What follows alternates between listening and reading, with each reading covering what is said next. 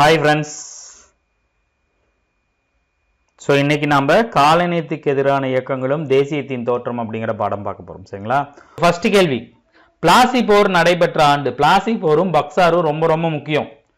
பிளாசி போர்லையும் பக்சார் போர்லையும் தான் என்ன பண்ணுவாங்க, ஆங்கிலேயர்கள் ஒரு அரசியல் சக்தியாக கிழக்கிந்திய கம்பெனி உட்காரும். அதுக்கு முன்னாடி வியாபாரமாக தான் இருக்கும். ஸோ இந்த பிளாசி போரோட வருஷம் ரொம்ப ரொம்ப முக்கியம். Very good. 1757. இந்த சிப்பாய் கழகம்னா என்னது?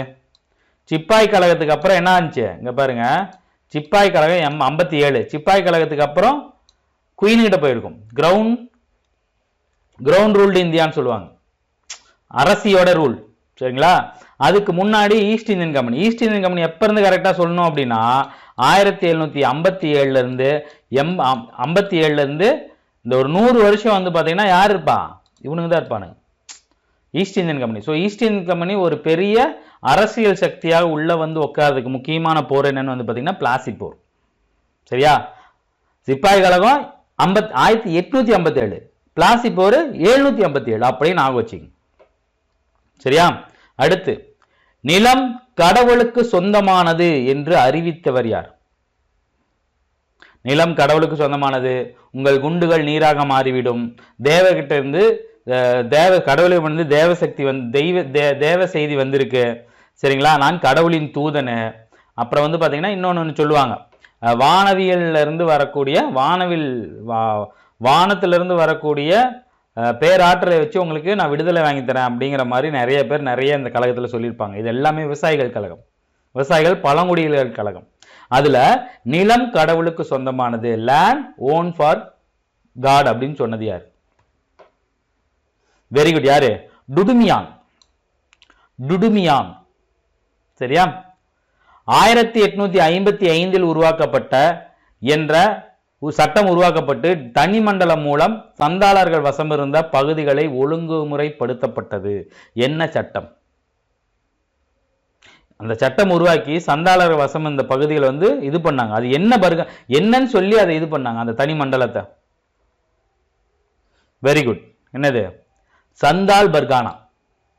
சந்தாளர்களின் கிளர்ச்சியில ஒடுக்கப்பட்டு நிறைய பேர்த்த கொன்னு கடைசியா அவங்களுக்கு பர்கானா உருவாக்கி கொடுத்தாங்க. வேடிக்கை இல்ல? மாண்டேகு செம்ஸ்போர்டு சீர்திருத்தம் அறிவிக்கப்பட்ட ஆண்டு. மாண்டேகு செம்ஸ்போர்டு சட்டம் வந்து பாத்தீங்கன்னா ரொம்ப ரொம்ப முக்கியமான ஒரு சட்டம். ஏன் அப்படின்னா இந்தியாவில் இரட்டை ஆட்சியை அறிமுகப்படுத்தியது இந்த மாண்டேகு செம்ஸ்போர்டு. சரிங்களா? அதாவது இரட்டை ஆட்சி அப்படின்னா என்ன அப்படிங்கிறத முதல்ல நீங்க வந்து நல்லா தெரிஞ்சுக்கணும். சரியா? முதல்ல இது என்ன வருஷன்னு வந்து பார்த்துடலாம். சரியா? அதாவது உங்களுக்கு புதுசா படிக்கணும், 2 குழப்பம் இருக்கும். Minto Morley, Montagu Chelmsford. சரிங்களா? மாண்டேகு செம்ஸ்போர்டு அப்படின்னா 1919. மிண்டோ மார்லி அப்படின்னா 1909. சார் எப்படி நான் ஆக வச்சுக்கிறது? மாண்டேகு மண்டன் ஆக வச்சுங்க. சரிங்களா? அதாவது நம்மளோட 19 வயசுல மண்டையில நம்ம எதுவுமே ஏத்திக்க மாட்டோம், ஜாலியா இருப்போம் அப்படின்னு ஆக வச்சுங்க.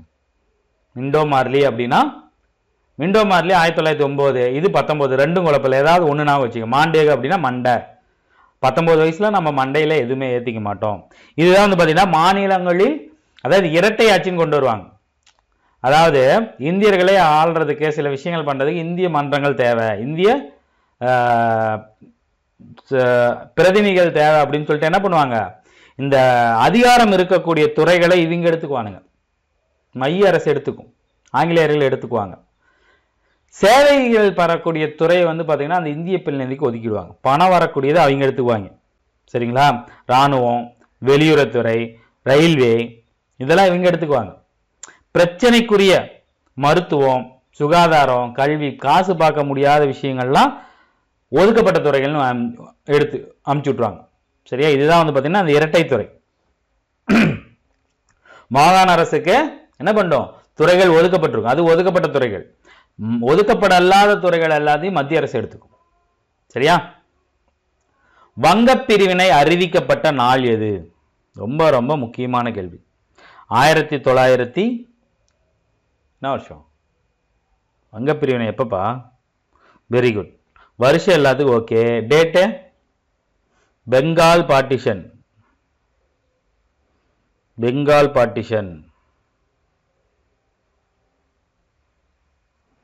1905. எப்போ அறிவிச்சிருப்பாங்க? Very good, July 19. Bengal partition announcement date இது. ஆங்கிலேய ஆட்சி விவசாயிகள் மத்தியில் முகலாயர்கள் காலத்தில் இருந்ததை விட வேதனை மற்றும் இடர்பாடுகளை கொண்டு வந்தது என்பது கீழ்கண்டவர்களின் யாரோட கூற்று?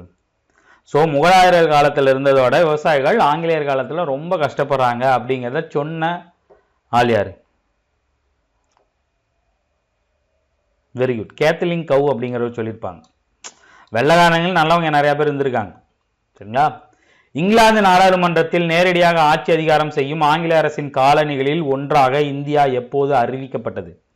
இங்கிலாந்து நாடாளுமன்றத்தில், இங்கிலாந்தோட பார்லிமெண்ட்ல குயின் ரூல் த இந்தியா, அதாவது British India, British rule India இருக்கு இல்லையா, அது எப்போது இருக்கும்னு அறிவிக்கப்பட்டது?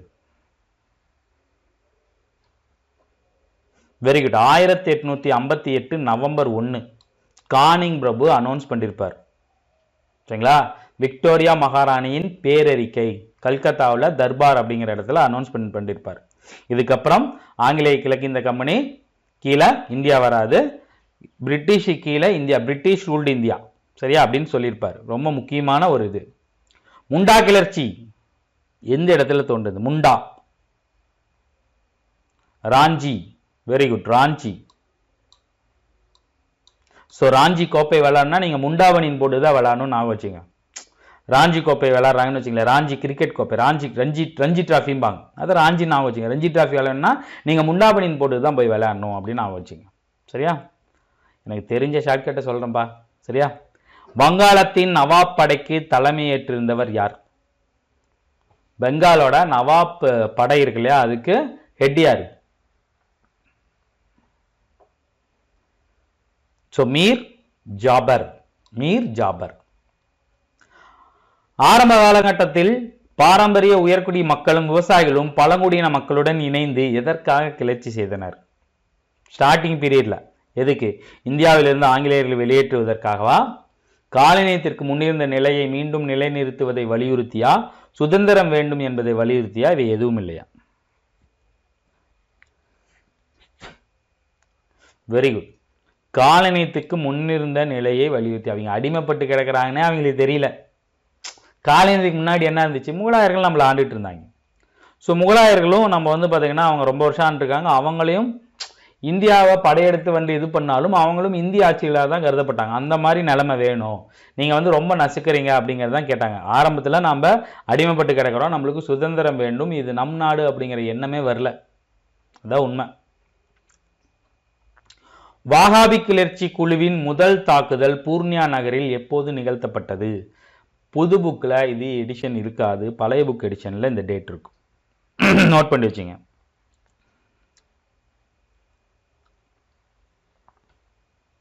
Very good, 1831 November 6 Purnia வாகாபி.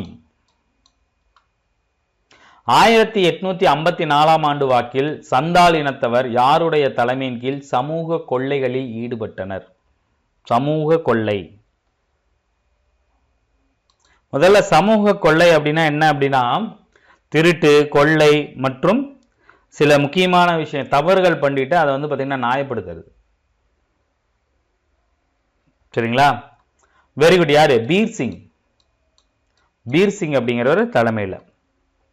Mir Jafar கிழக்கிந்திய கம்பெனிக்கு செலுத்திய தொகை எவ்வளவு? டேங்க அப்பா, 1750-60களில் எவ்வளோ கொடுத்துருக்காரு? 2,25,00,000. இப்போ 2 லட்சம் கோடி கணக்கு வந்துடும். பாரசி இயக்கத்தை தோற்றுவித்தவர் யார்? பாரசி இயக்கத்தை தோற்றுவித்தவர் யார்? ஷாஜி இதயத்துல்லா, ஷாஜி ஷரியத்துல்லா, ஷாஜி முகமதுல்லா, ஷாஜி ஷதியத்துல்லா. பாராசி. Very good, Shaji Shariatullah. இதெல்லாம் நான் வீடியோவில் எக்ஸ்பிளைன் போட்டிருப்பேன், அதெல்லாம் பார்த்தீங்கன்னா இந்த பாடலாம் ரொம்ப ஈஸி உங்களுக்கு. கோல் கிளர்ச்சி. கோல் கிளர்ச்சி யாருடைய தலைமையில் நடந்தது? கோல் கிளர்ச்சி யாருடைய தலைமையில் நடந்தது? ரெப்பல் பேலியன்னு சொல்லுவாங்க. Very good. யாரு? பிந்த்ராய். மீரட்டில் இருந்து சிப்பாய்கள், சரிங்களா, மீரட்டில் இருந்த சிப்பாய்கள் டெல்லியை நோக்கி செங்கோட்டைக்கு அணிவகுத்து சென்ற நாள் இது. கிட்டத்தட்ட டெல்லி பிடிச்சிட்டாங்க. இது மட்டும் இன்னும் ஸ்ட்ராங்கா நடந்துச்சுன்னா நம்ம அப்பயே அவங்கள துரத்திருக்கலாம். Very good. 1857 மே 11. ஒருவேளை நம்ம அப்பயே அவங்கள துரத்திருந்தோம் அப்படின்னா இந்தியா ஒரு நாடாளுமன்ற ஒரு மக்களாட்சியா வளர்ந்துருக்குமானா அது டவுட்டு தான். இந்த வெள்ளைக்காரனை வெளியே துரத்தும் போது என்ன நடந்துச்சுன்னா இந்தியா ஒரு நாடாக மாறினுச்சு, மக்களாட்சி நாடாக மாறினுச்சு. சரியா? அரசியல் கட்சிகள் வந்தது, நம்மளுக்கு அரசியலமைப்பு சட்டம் வந்தது, அதன் பிரகாரம் நாம் மக்களால் தேர்ந்தெடுக்கப்பட்ட பிரதிநிதிகளை கொண்டு மக்கள் அவர்களை தங்களை தாண்டி ஆண்டு கொண்டனர். சரியா?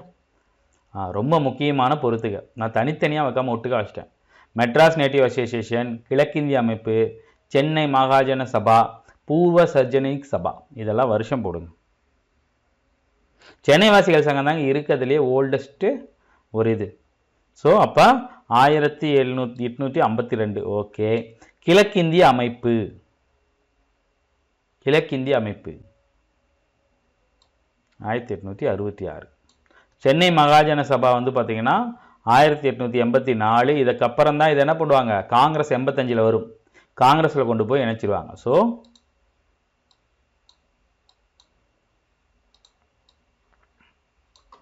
சரியா? இந்த ரெண்டை நாக வச்சிங்க. முதல்ல சென்னை வாசிகள் சங்கம் தான் ஸ்டார்டிங், எல்லாத்துக்கும் ஸ்டார்டிங்கான இயக்கம் இது சென்னை வாசிகள் சங்கம். மெட்ராஸ் நேட்டிவ் அசோசியேஷன் சொல்லுவாங்க 1852. அதுக்கப்புறம் அதே மாதிரி கொண்டு வந்த சென்னை மகாஜன சபா. இதோட கருத்து வந்து பார்த்தீங்கன்னா இதோட கருத்தை தான் காங்கிரஸ் அப்படியே எடுத்துக்கும். ஸோ காங்கிரஸில் 85 இணைச்சிருவாங்க. ஸோ காங்கிரஸ் 85னா இது 84 நான் வச்சுங்க, மற்றதை ஈஸியாக வச்சிடலாம். சரியா? இண்டிகோ கிளர்ச்சி எந்த மாநிலத்தில் நடந்தது? இண்டிகோ சாய கிளர்ச்சி, இண்டிகோ கிளர்ச்சி வங்காளம். வங்காளம்ங்கிறது வந்து பார்த்தீங்கன்னா இப்போ இருக்கக்கூடிய கிழக்கிந்திய வடகிழக்கு மாகாணங்கள் எல்லாம் சேர்ந்தது, வடகிழக்கு மாநிலங்கள் எல்லாம் சேர்ந்தது. கல்கத்தா இந்த பக்கம் வந்து பார்த்தீங்கன்னா வங்காளம், அந்த பக்கம் இருக்கிறது வந்து பார்த்தீங்கன்னா இந்த பக்கம் இருக்கிற பாதி ஸ்டேட் எல்லாம் சேர்ந்தது தான் வங்காளம். இப்போ வங்காளங்கிறது இப்போ பெருசு. ஸோ எல்லாமே வங்காளத்தில் தான் ஸ்டார்ட் ஆயிருக்கு. 1916 ஆண்டு இந்திய தேசிய காங்கிரசின் அமர்வு எங்கு நடந்தது? 1916 ஆண்டு இந்திய தேசிய காங்கிரசின் அமர்வு, சில முக்கியமான அமர்வுகள் இருக்கு, அதெல்லாம் நம்ம எக்ஸாம் போகும்போது எந்த அமர்வு எங்க நடந்துச்சு, அதுக்கு தலைமை யாருங்க, அதெல்லாம் பார்க்கலாம். இப்ப சொல்லுங்க. 1916 லக்னோ, லக்னோ ஒப்பந்தம். மிதவாதிகளும் தேசியவாதிகளும் ஒன்று சேருவாங்க. சரியா? 1857 பெருங்கலகம் நடைபெற்ற மையங்களுள் தவறானது எது? அம்பாலா, குவாலியர், பனாரஸ், மும்பை. எங்க மட்டும் பெருசா அது நடக்கல?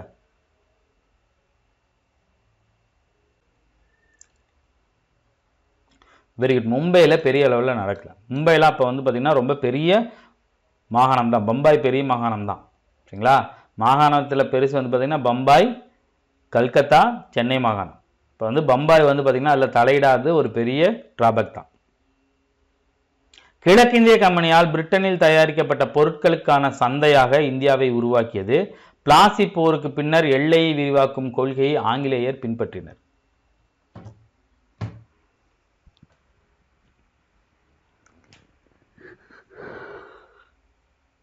கிழக்கிந்திய கம்பெனியால் பிரிட்டனில் தயாரிக்கப்பட்ட பொருள்களுக்கான சந்தையாக இந்தியாவை உருவாக்கியது. பிளாசி போருக்கு பின் எல்லை விரிவாக்கும் கொள்கையை ஆங்கிலேயர் பின்பற்றினர். ஒன்று சரி, இரண்டு சரி, இரண்டும் சரி, இரண்டும் தவறு. ஸோ ரெண்டுமே சரிதான். பிளாசி போருக்கு அப்புறம் தான் அவங்க என்ன பண்ணாங்க, நம்மளை பிடிச்சி எல்லையை ஆரம்பிச்சாங்க.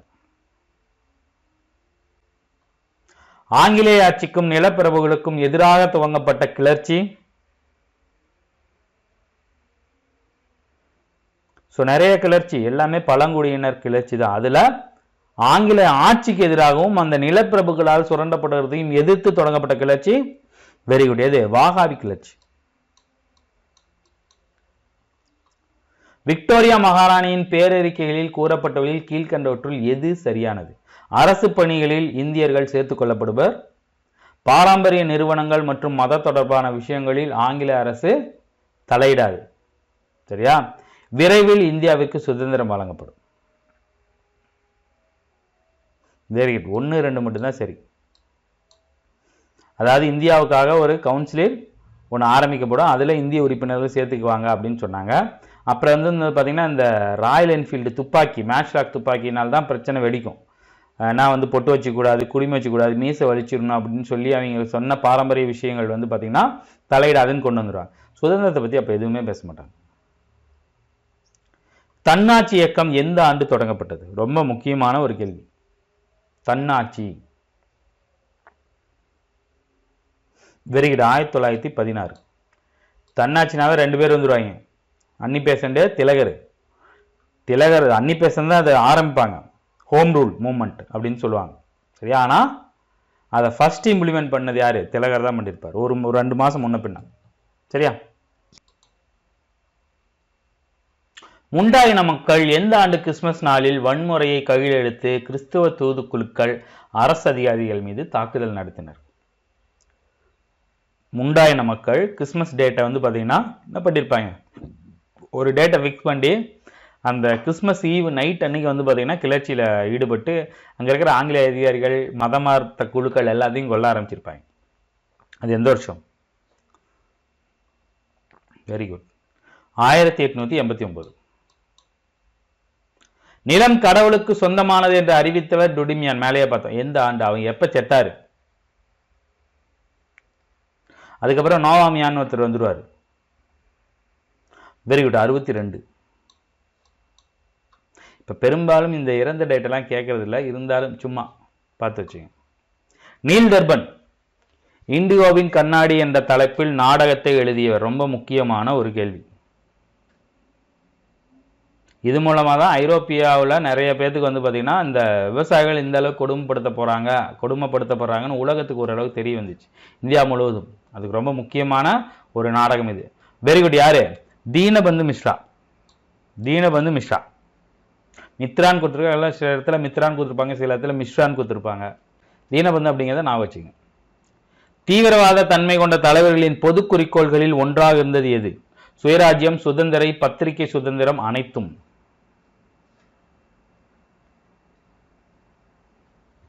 Very good, super. இவை அனைத்தும் போட தப்பு. சரிங்களா? ஃபர்ஸ்ட் அவங்க சுயராஜ்யத்தை தான் கேட்பாங்க, அதுக்கப்புறம் தான் எல்லாம் வரும். தீவிரவாத தலைவர்கள் அப்படின்னு வந்தாலே அவங்க சுயராஜ்யம் தான். வாஹாபி கிளர்ச்சி தோன்றிய ஆண்டு இதுதான் வந்து ஸ்டார்டிங்லேயே வந்திருக்கும். Very good. Wahabi rebellion 1827. Correct. Lucknow ஒப்பந்தத்தின் போது இந்தியாவில் விரைவில் தன்னாட்சி வேண்டும் என்பதை ஏற்றுக்கொண்டவர்கள் யார்? காங்கிரஸ், முஸ்லீம் லீக். இவர்கள் இருவரும் அல்ல. ஸோ லக்னோ ஒப்பந்தம்னாவே வந்து பார்த்தீங்கன்னா மிதவாதிகளும் தேசியவாதிகளும் ஒன்று சேருவாங்க. அடுத்து வந்து பார்த்தீங்கன்னா என்ன பண்ணுவாங்க, காங்கிரஸும் முஸ்லீம் லீக்கும் ஒன்று சேரும். ஸோ தன்னாட்சி வேணுங்கிறத 2 பேர் எடுத்துப்பாங்க. எந்த கிளர்ச்சியின் போது கிட்டத்தட்ட 15 முதல் 20,000 கிளர்ச்சியாளர்கள் படுகொலை செய்யப்பட்டனர்? டேங்க அப்பா, எவ்வளோ பெரிய நம்பர்னு பார்த்துங்க. 15லேருந்து 25,000 பழங்குடியினரை கொன்னு குவிச்சு கொடூரமா அடக்கின கழகம் இது சந்தால் கிளர்ச்சி. வாரிசு இழப்பு கொள்கையை அறிமுகம் செய்தவர் யார்? கானிங் பிரபு, Dalhousie, William Bentinck, Wellesley. So வாரிசு அப்படின்னா நமக்கு என்ன சொல்லுவாங்க? வாரிசு இல்லைன்னா என்ன ஆகும்? நம்ம என்ன இருப்போம்? டல்லா இருப்போம் இல்லையா? தான் டல்ஹவுசி. நான் வாரிசு இழப்பு கொள்கைக்கும் துணைப்படை திட்டத்துக்கும் 2 ஷார்ட்கட் நான் சொல்லியிருப்பேன் நடத்தும் போது. நம்மளுக்கு துணையா இருக்கிறவங்கள நம்ம என்னன்னு சொல்லுவோம்? நம்மளோட வெல்விஷர்னு சொல்லுவோம். அதான் வெல்லஸ்லி.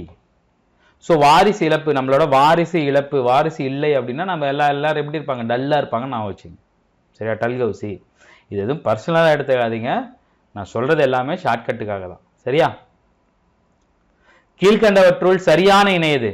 பஞ்சாப்ல லாலா லஜபதி ராய், மகாராஷ்டிராவில் பாலகங்காதர திலகர், வங்காளத்தில் பிபின் சந்திரபால்.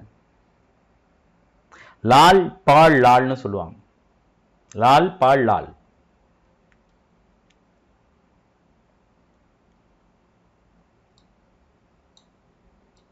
எல்லாமே சரி. முஸ்லிம்களுக்கு எந்த இறைச்சி தடை செய்யப்பட்டதாக கருதப்படுகிறது? பசு இறைச்சி, பன்றி இறைச்சி, முயல் இறைச்சி, எருமை. 1857 கழகத்தோட ஸ்டார்டிங் பாயிண்ட்ல ஒன்று முக்கியமான விஷயம். Very good. எது? பன்றி.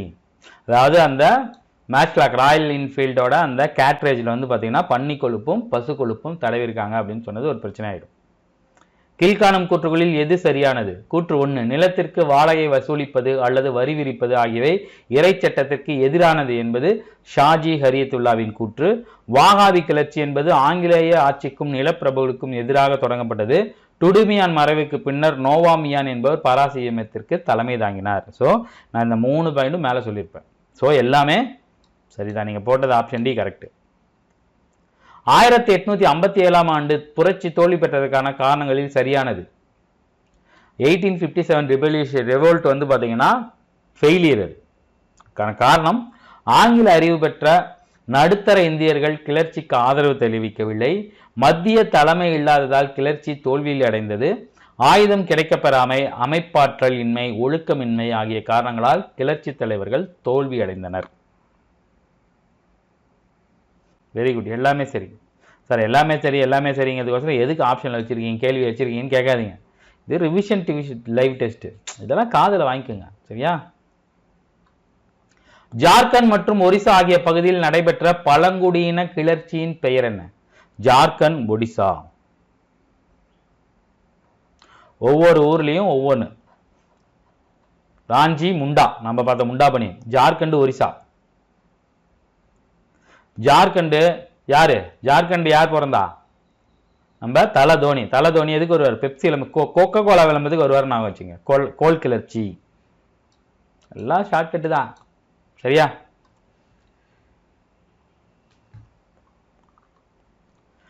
ஆயிரத்தி 1857 பெருங்கழகம் எப்போது துவங்கியது? ரொம்ப முக்கியமான கேள்வி. ரொம்ப ஈஸியான கேள்வி, ஆனால் தப்பு பண்ணுவோம். எப்போ தொடங்கியது? Very good. மார்ச் 29. மார்ச் 29. கோல் கிளர்ச்சி பற்றிய தவறான கூற்று எது? இது ஜார்க்கண்ட் மற்றும் ஒரிசா ஆகிய பகுதிகளில் தோன்றுகிறது. 1835 ஆண்டு காலங்களில் தோன்றிய இந்த கிளர்ச்சி ஒரு விவசாய கிளர்ச்சி. கோல் கிளர்ச்சிக்கு தலைமையேற்றியவர்கள் பிந்த்ராய் மற்றும் சிங்கராய். கோல் இனத்தவர்கள் அரசு அதிகாரிகள் மற்றும் வட்டிக்கு பணம் கொடுப்போர், லேவாதேவின்னு சொல்லுவாங்க, எதிராக கிளர்ச்சி நடத்தினர். Very good. எது கரெக்ட்? எது இது தப்பு? இதுதான் தப்பு. ஒய் 35 இல்லை, அது இந்த 31, 32 காலகட்டங்களில் வருவது. தன்னாட்சி இயக்கத்தின் குறிக்கோள்களில் சரியானது எது? இந்த ஹோம் ரூல் மூவ்மெண்டோட ஆம்பிஷன், எய்ம் என்ன?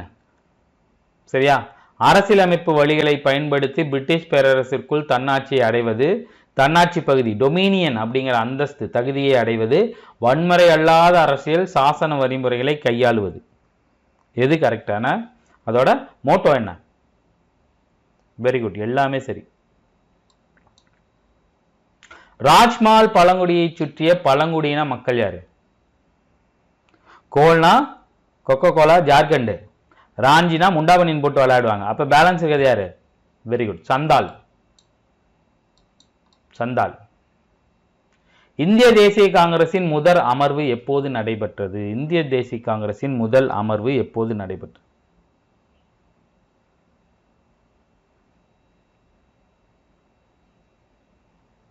Very good. டிசம்பர் 28.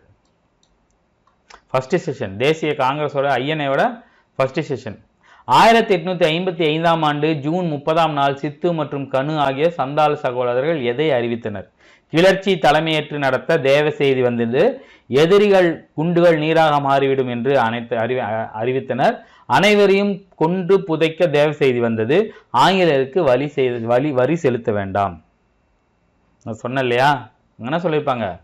நீங்க தைரியமா கிளர்ச்சி நடத்துங்க, சரியா? நம்மளோட எதிரிகள் நம்மள குண்டை நோக்கி சுட்டா அவங்களோட குண்டு நீரா மாறிடுன்னு சொல்லியிருப்பாங்க. இது பழைய புத்தகத்துல இருக்கும், புது புத்தகத்துல இருக்காது. சரியா? இதை நம்பி போனா ஒரு 5000-20,000 பேர் செத்து போயிடுவாங்க. எல்லாத்தையும் கொண்டு கொடூரமா ஒரு பழங்குடியவே அழிச்சு விடுவாங்க. ஆங்கிலேயருக்கு எதிராக தோன்றிய கிளர்ச்சிகளுக்கு தலைமையேற்றவர்களின் தவறான இணை: கான்பூர் நானா சாஹிப், லக்னோ பேகம் ஹஷ்ரத் மால், பரேலி கான் பகதூர், பாட்னா பாஜிராவ். Very good. பாஜிராவில் முன்னாடியே வந்துடுவார், கலவரைகளாக இருக்க மாட்டார். இதை பார்த்து வச்சுங்க. சோட்டா நாக்பூர் குத்தகை சட்டம் எப்போது நிறைவேற்றப்பட்டது? சோட்டா நாக்பூர் குத்தகை சட்டம் எப்போது நிறைவேற்றப்பட்டது? 1906, 1908, 1910, 12. Very good. 1908.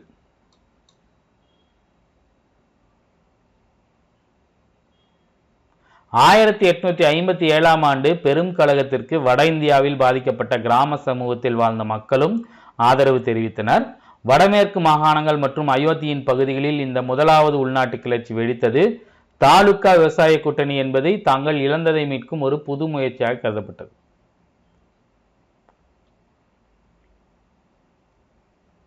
(1857) அதை பற்றியான கூற்றுகளில் சரியானது எதுன்னு கேட்குறாங்க. ஸோ எல்லா கூற்றுகளும் சரிதான். வட்டிக்கு பணம் வழங்குவோருக்கு எதிராக கலவரங்கள் எந்த இடத்தில் வெடித்தது?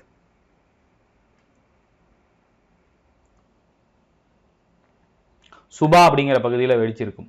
எங்க? பூனா.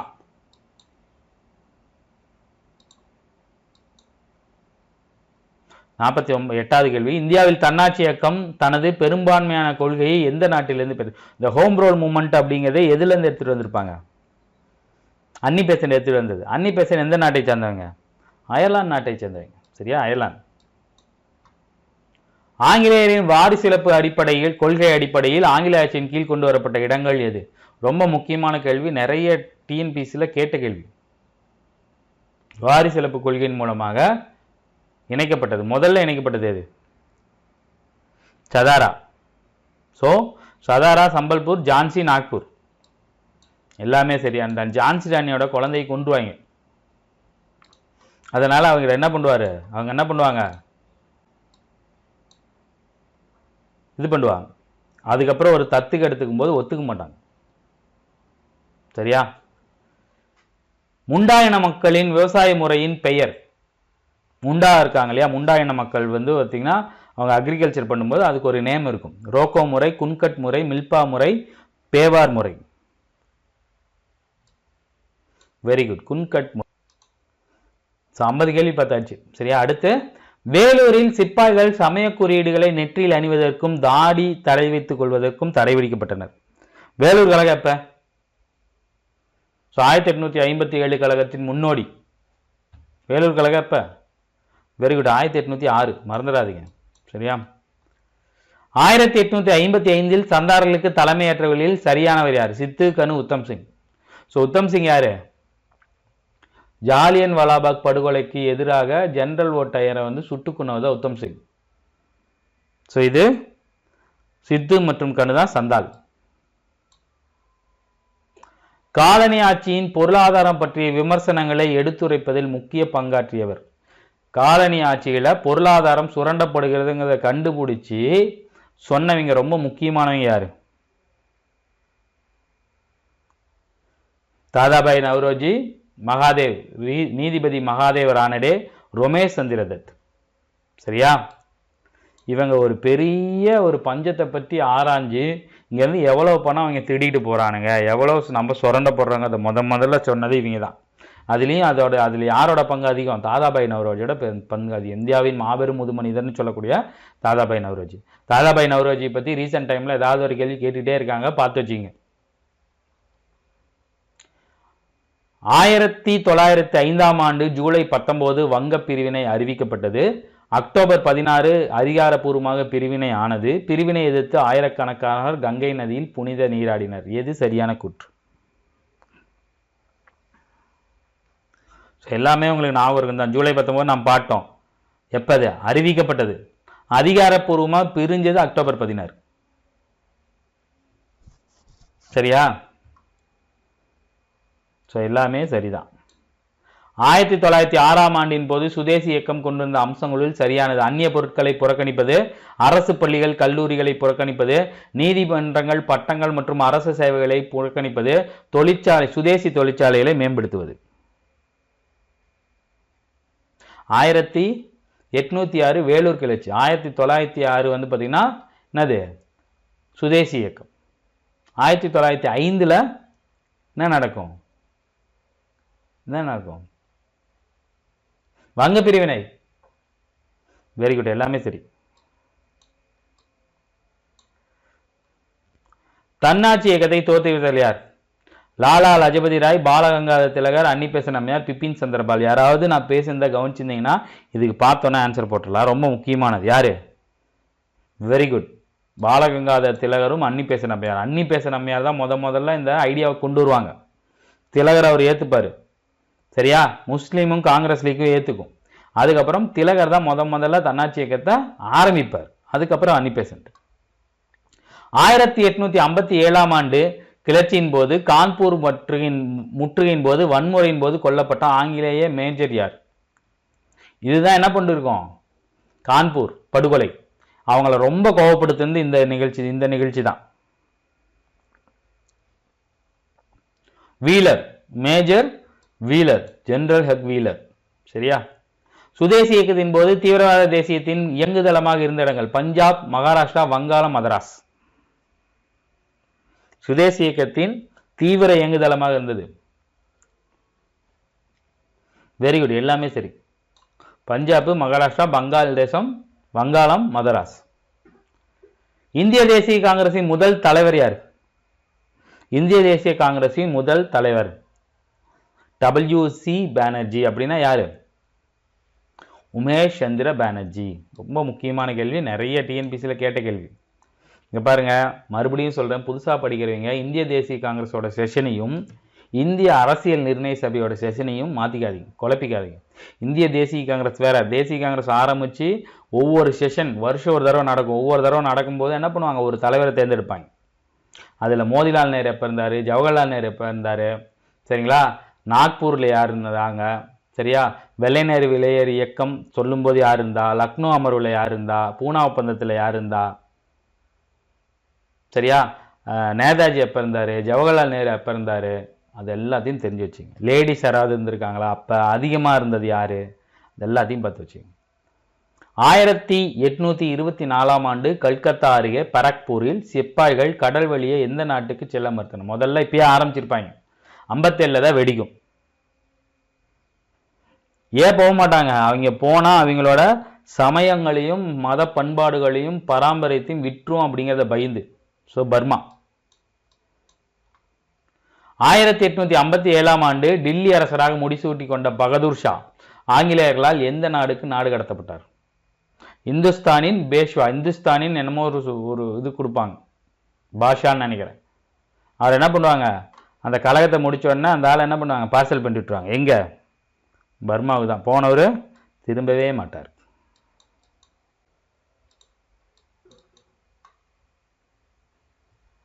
இண்டிகோ கிளர்ச்சி எந்த ஆண்டு தொடங்கியது? இண்டிகோ கிளர்ச்சி எந்த ஆண்டு தொடங்கியது?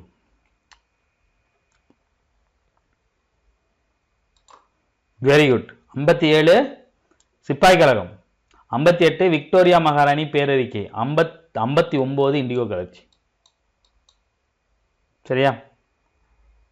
வங்க பிரிவினை எந்த ஆண்டு நிகழ்ந்தது? மேலே பார்த்துட்டு அடிச்சு துவைச்சது தான். 1905 ஜூலை 19 அக்டோபர் 16 அதிகாரப்பூர்வமாக பிரிஞ்சது. சரியா? இந்தியாவில் அரசு பிரதிநிதியாக கர்சன் பிரபு எந்த ஆண்டு நியமிக்கப்பட்டார்? சாரி, 2 கொஸ்டின் கொஞ்சம் சேர்ந்த மாதிரி இருக்கு. சரியா? அதனால உங்களுக்கு குழப்பம். கர்சன் பிரபு இந்த ஆள் வந்ததுக்கு அப்புறம் தான் என்ன பண்ணுவாங்க,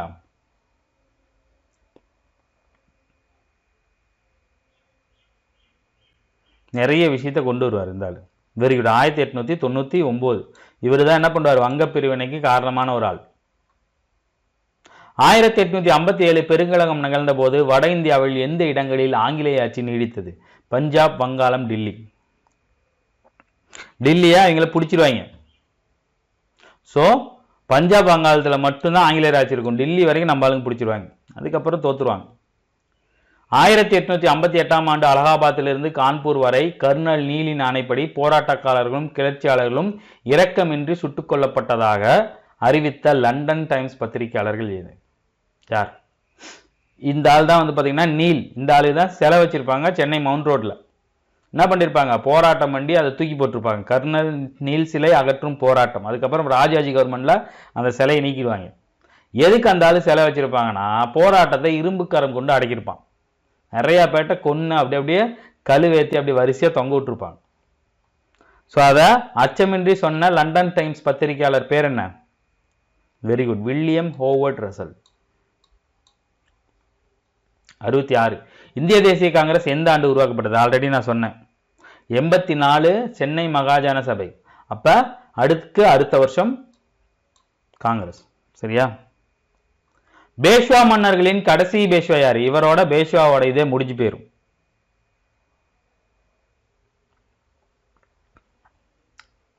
வெரி குட், இரண்டாம் பாஜிராவ். ஸோ அடுத்த 68வது கொஸ்டின், இதுதான் கடைசி கொஸ்டின்.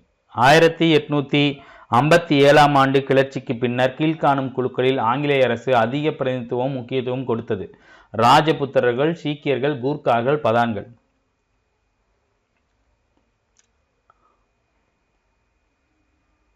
அதாவது 1857 கிளர்ச்சி வந்து பார்த்தீங்கன்னா முஸ்லீம்கள், அப்புறம் வந்து பார்த்தீங்கன்னா ராஜபுத்திரர்கள், அப்புறம் நிறைய பேர் வந்து பார்த்தீங்கன்னா இது பண்ணுவாங்க. அதில் கொஞ்சம் நவுந்திருந்தது யாராருன்னு வந்து பார்த்தீங்கன்னா சீக்கியர்கள், கூர்கான்னு சொல்லுவாங்கல்ல, காவலுக்கு வருவாங்கல்ல அவங்க, பதான்ஸ். ஸோ இந்த கிளர்ச்சிக்கு அப்புறம் இந்த ராஜபுத்திரர்களுக்கும் முஸ்லீம்களுக்கும் என்ன பண்ணுவாங்க, இந்த ஆர்மியில் வந்து பார்த்தீங்கன்னா கொஞ்சம் முக்கியத்துவத்தை குறைச்சிட்டு இவங்க 3 பேர்த்துக்கு கொடுத்துருப்பாங்க. ஸோ 2, 3, 4. சரியா? இந்த கேள்வியெல்லாம் கொஞ்சம் வித்தியாசமாகவும் புதிதாகவும் பயனுள்ளதாகவும் இருக்கும் என நம்புகிறேன். சரியா? நிறைய பேர் மார்க் போட்டு கமெண்ட் பண்ணுவீங்க, சார் 45 45 55 57 அப்படிங்கிற மாதிரிலாம் கூட நிறைய பேர் போட்டிருந்தீங்க. ஸோ அவங்க எல்லாத்துக்குமே என்னோட வாழ்த்துக்கள். சரியா? லைவை பார்க்கறத மட்டும் விட்டுறாதீங்க, லைவை பார்க்கறத விட்டுறாதீங்க. பாஸ் ஃபார்வேர்டில் வச்சுனாச்சும் பார்த்துருங்க. நம்ம ஏன் வந்து பார்த்தீங்கன்னா ஒவ்வொரு லைவுக்கும் கொஸ்டின் எடுத்து நானோ வினிதா மேடமோ கிருஷ்ணன் சாரோ ராஜி சாரோ எல்லாரும் ஏன் எடுத்து போடுறோம் அப்படின்னு வந்து பார்த்தீங்க அப்படின்னா உங்களுக்கு ரிவிஷனுக்கு யூஸ் ஆகும். நல்லா தெரிஞ்சுங்க, எக்ஸாம் பக்கமாக வரும்போது எவ்வளவு படித்தாலும் பத்தாது. ஸோ முடிஞ்ச வரைக்கும் எல்லாத்தையும் எந்த அளவுக்கு ரிவிஷன் பண்ணிக்கிறீங்களோ அந்த அளவுக்கு உங்களுக்கு நல்லது, பார்த்துங்க. சரியா? ஸோ இந்த லைவ் உங்களுக்கு யூஸ்ஃபுல்லாக இருந்திருக்கும். இதே மாதிரி அடுத்த ஒரு லைவில் நம்ம சந்திப்போம். தேங்க்யூ.